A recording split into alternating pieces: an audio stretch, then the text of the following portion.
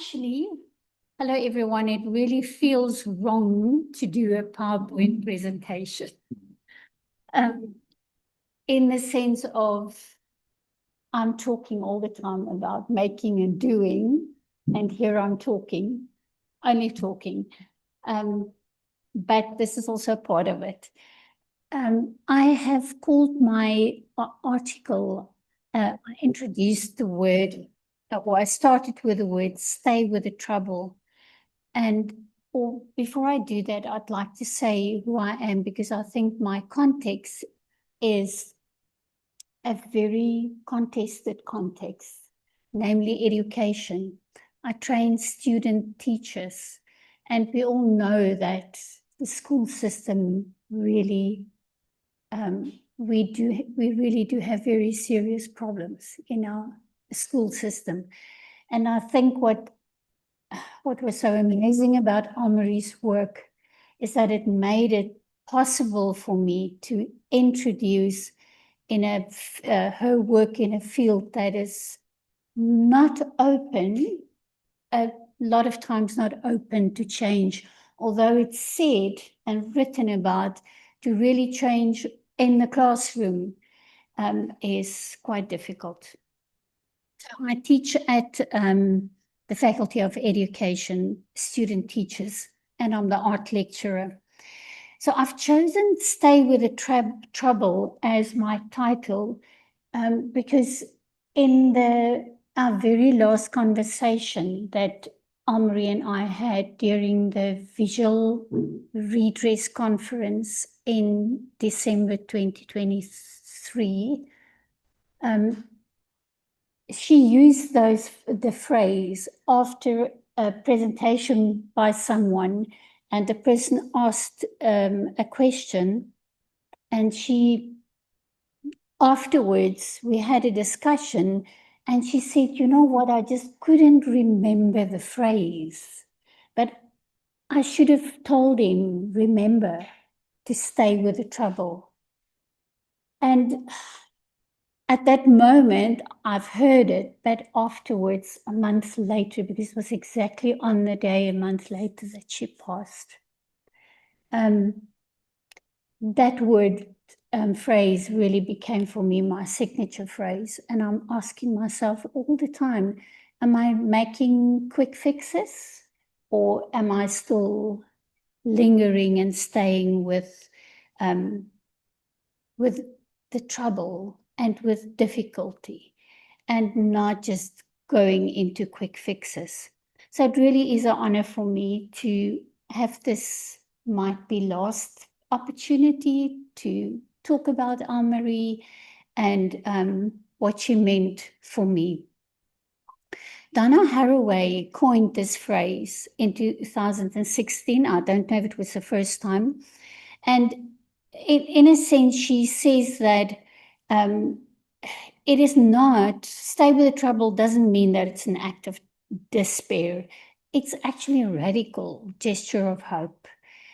In the face of the uncertain, the unresolved, the uncomfortable, what if instead of turning away, we stayed? So in honor of Anne-Marie, I invite you today to be reminded with me what it means to stay with the trouble, to linger, to listen, to remain with the uncertainty long enough to feel with and to engage with and learn with the entangled embodied practices inspired by Anne-Marie. Her pedagogy teaches us that staying with the discomfort of trouble is not a failure. It is not a problem to be fixed. It is in the trouble, in the complexity, in the messy part, that creates a generative space for new insights to emerge through, like what many of you have also said in different ways. And in my subject, it's a space where art, material, memory, and bodies come together to create new forms of knowing. Anne-Marie's sudden and unexpected death in January evokes both sadness and gratitude, as I deeply appreciate the impact she had on my becoming as an art educator. As supervisor for my doctoral studies, and I think I was Anne-Marie's very last PhD candidate, because I had my doctoral viva on the 7th and the 8th, the conference was on the 7th of the 8th. I actually had my doctoral viva the morning that the conference started.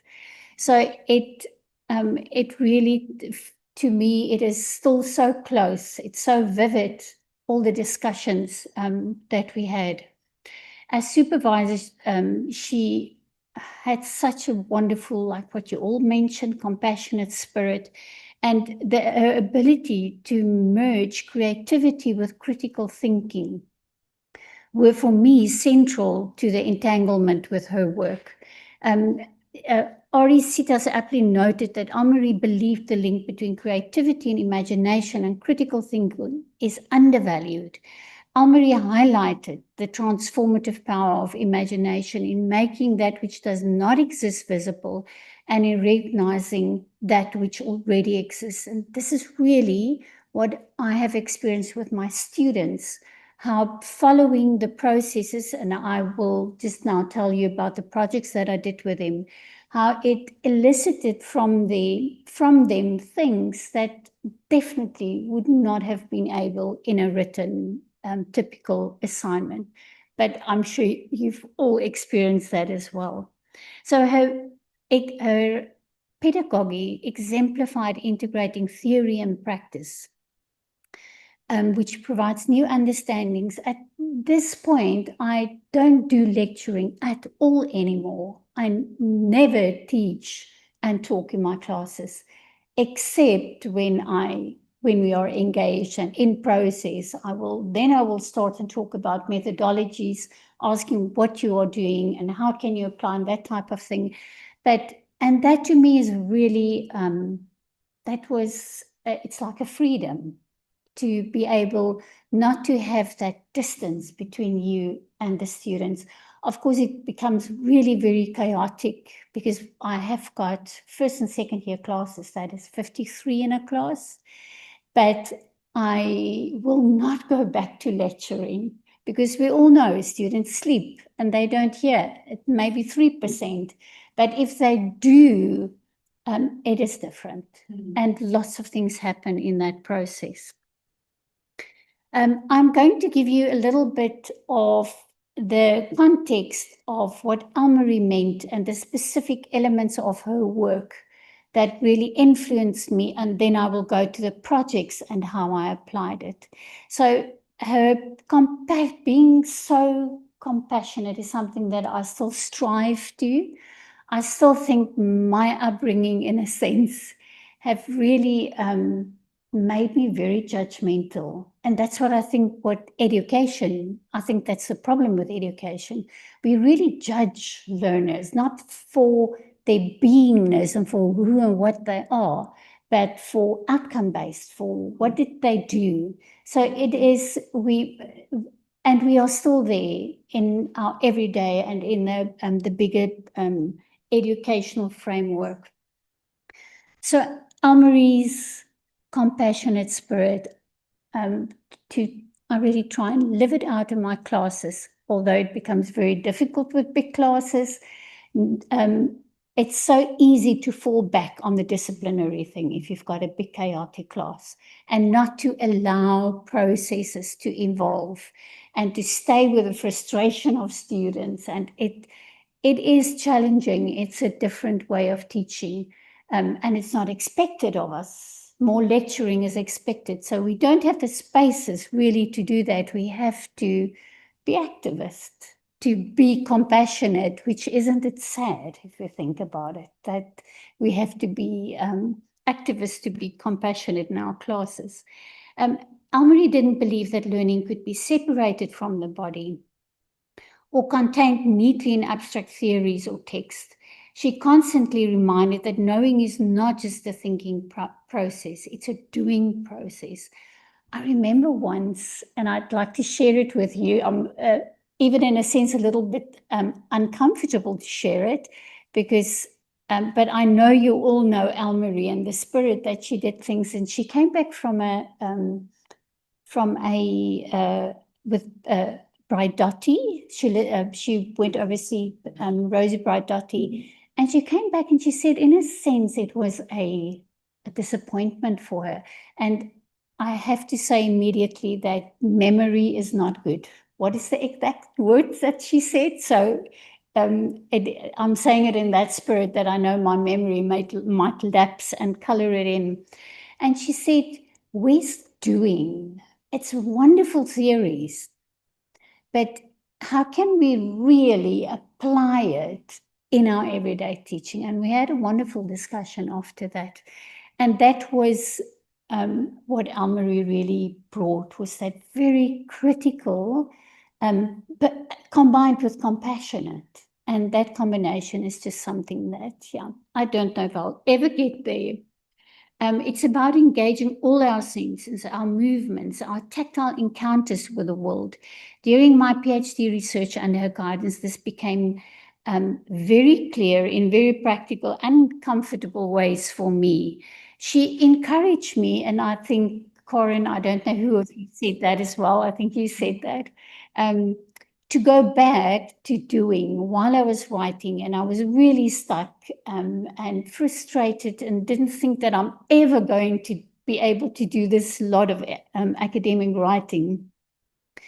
And she really encouraged me to go back to doing, and from that stemmed what you can see on the screen here, assemblages, fragments of text and mark making.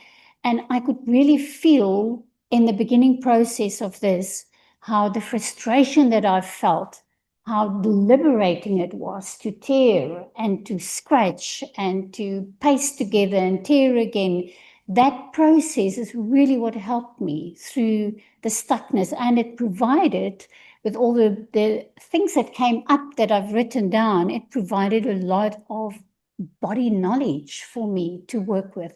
And from that process, it became easier for me to do it with students as well, because I really experienced that the sense of how the doing, it is like an alchemy process of what happens between the materials and your psyche and your body.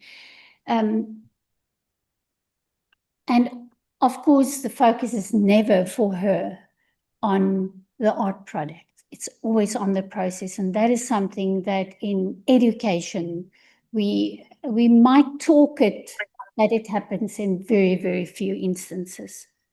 And the next thing is building on this pedagogy of doing. Almarie also invited us to think differently about knowledge itself. Her work drawing on post-humanism, new materialist thought, challenged the old Cartesian separations of mind and body, human and non-human, theory and practice. Knowledge for her is not isolated or abstract. Learning, teaching, knowledge production were all entangled relational processes where knowledge emerged through encounters between bodies, materials, spaces, and ideas. In my own teaching and research, I continue to carry this with me. I see learning and teaching not as something that happens to students, but something that unfolds through our encounters with the world, with each other, and with materials. So entanglement and relationality asks for practices like what you've also mentioned, that can carry complexity, practices that make space for the different voices of our students, who so often really feels marginalized in the normalized curricula that we present to them. And I'm referring now to art education and our Eurocentric ways of doing art. They really feel marginalized because they haven't been exposed to art during their school years. And now they have to teach it to little ones, and they really don't have a sense of the essence of creating your own sense of aesthetics. So it is really a difficult space for them to move into the art room, thinking they need to make nice pictures and not really knowing or not even having, most of them, their own sense of what they treasure or not in the art making process. So the embodied and relational way Almarie employed arts-based methods, also across faculties in the Shared Humanity project that most of you mentioned at Stellenbosch, made it possible for inclusive and relational ways of working with my students as well, with challenging themes as well. That someone mentioned also that students discover depths in themselves of expression that they did not know, and it really changed their sense of who they are and confidence in themselves. And then the last one is that arts-based methods found powerful form in our approach to visual redress. Where not only knowledge, but the spaces of learning themselves were reimagined and reshaped. Amri's work with visual redress initiatives, particularly at Stellenbosch University, like such as the project on the Roy Plane and the embodied practices for the Shared Humanity co-curriculum learning experiences, showed us that education is not only about what we teach, but how we teach, and the way the spaces where we teach entangle with knowledge production and curricula. Through arts-based projects, she invited students to critically engage with spaces they inhabit, questioning whose histories are visible and whose are erased. This is a process that I've really also tried and do on our campus for the education students.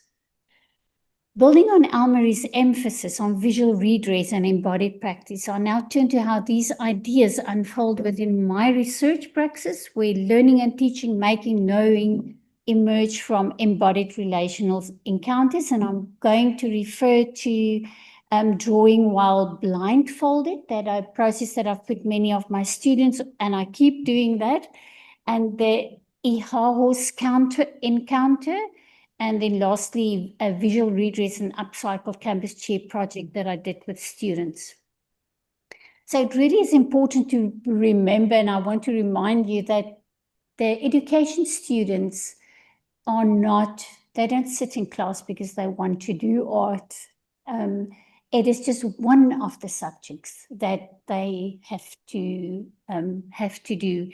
So it is very difficult to break through that thing of making them understand that the art practice can be the basis of all the subjects that they teach. I've used mark making encounters with students while they are blindfolded. And I've done that to encourage them to really become aware of what's happening in their bodies.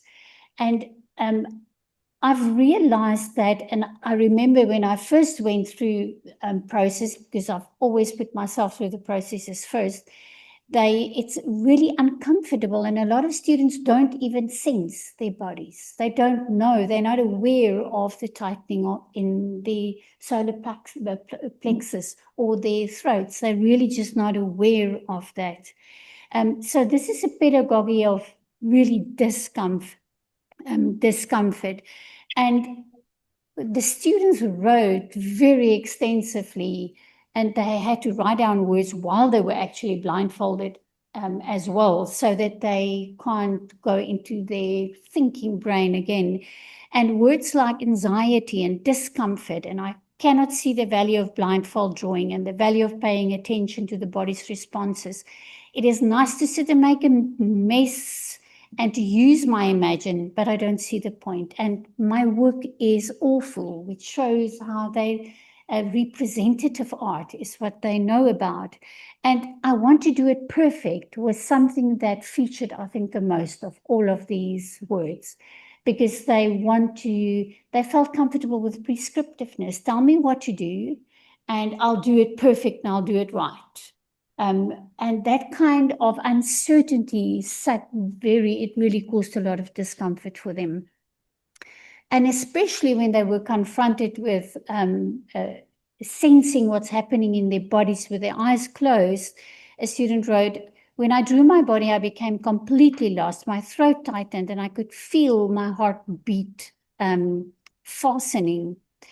Over time, because I did this in a whole 8 months project, the mark-making encounters really changed students' the way they were able to start recognizing what's happening in their bodies and what it means for their teaching. Students wrote things like, a student wrote, "My body is dancing through my hands" at the end of the process.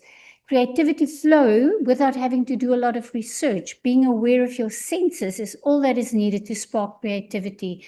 And the creativity is already within you. Blindfolded mark making made me aware that by paying attention to my emotions and applying embodied learning in such a way to my learning process, I can help myself much more. And I really found this inspiring, that I would like to read into it empowerment, self-empowerment, because of knowing where you are and how you feel and recognizing your response. So change ways of seeing and awareness to body responses really became apparent for students. And then the second project that I want to tell you about is the IHAHOS. It's pronounced with a click, which I can't do. And it means in the Kora language, which is a Khoisan language, meeting tree or gathering, memory and roots. And we did this as an interdisciplinary project on campus between social sciences, specifically history and art. And student teachers had to create symbolic forms that, after they have done research, family research and research about the heritage, where they live, where they come from, and their family members. And this making and doing of these forms really, what we have said just now, brought up things for students that was really very interesting to read about. How not working with what you're thinking, but just sitting and doing, how things came up for them. They wrote things like, although I still did not fully understand the purpose of the artwork, I knew I wanted to start over, choosing materials that truly represented what I wanted on my artwork. So the student described extensively how she really just slashed everything together.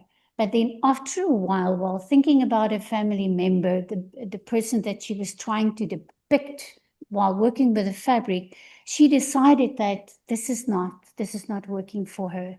So there was a kind of what I would like to read into this is a kind of an ethical thing that the material helped her to overcome, so that this became a meaningful experience for her. And it wasn't I didn't say anything. It was the material that actually entangled in such a way that it brought that for her into being, to work with more care and specific. Another student wrote, "The fold carries intention, a crease for wisdom, another for laughter. The threads intersect, forming a lattice of memories." And a student also wrote, "I feel the fibers, rough wool, smooth silk against my hand. Each folding and wrapping of the material is a heartbeat, a breath. I lose myself in the repetitive motion, and time bends." So these working with the materials around string really was what Manning and Masumi called thought. It caused thought to come about, to happen in the act. Working with fabric, string, and binding materials foregrounds embodied knowing.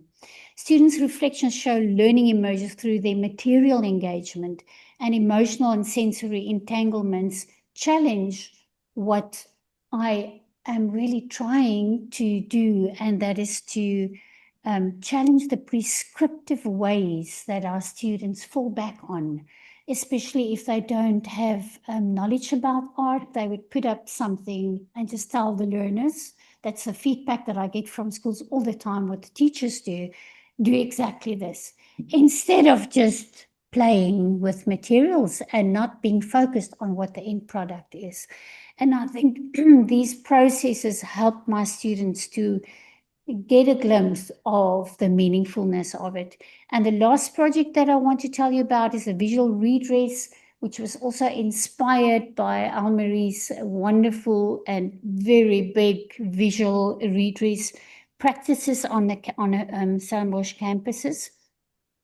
So the students had to transform discarded chairs into public artworks on campus addressing social and educational issues. And they had to, the idea should have derived from the chair, with interaction with the chair. So they just got what was available from the storeroom. Some of them were really in very bad shape. And then the material engagement, the sanding down, the dismantling, the reassembling of the chairs really become a mode of inquiry. For instance, a very frayed chair, the cane had a very big hole in it, inspired for the students in the end to use embroidery on it. And in the end, that became a reflection on gender identity and social roles. Like in the background here, where students wrote text that worked with the whole idea of sit still, look pretty, that they worked with. So, and the integration of a tree branch into a broken chair evoked a fractured education system for students, one that interrupts organic learning processes. These chairs now hang as permanent critical installations on campus, and in that sense aligns with Elmarie Constandia's vision of relational, embodied, and emergent learning.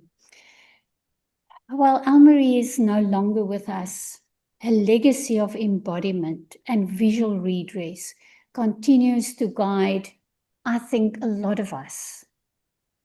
And also in the bigger global scene of everyone that reads her wonderful books and articles that she's written. She calls us to engage uncertainty, to honor the interconnectedness. And I think for me, the word uncertainty is the essence of working embodiedly, because you encounter things that you don't expect and that you're not comfortable with, and you have to be brave enough to go to those places that what you described. And the comfort with uncertainty is really what I wish we could make that a subject for our student teachers. To stay with the trouble is not only to sit with that discomfort, it is to let that discomfort open up new possibilities. Possibilities that transform not just education, but the very ways we think, make, and become with the world. Thank you.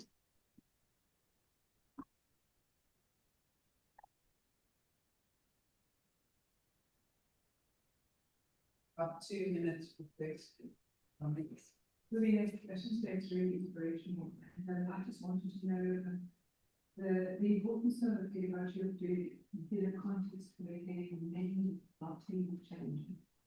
And issues around social justice, the exclusion related to language and learning. I'm so sorry, I didn't get in terms of, can you just repeat that? It's certainly doing.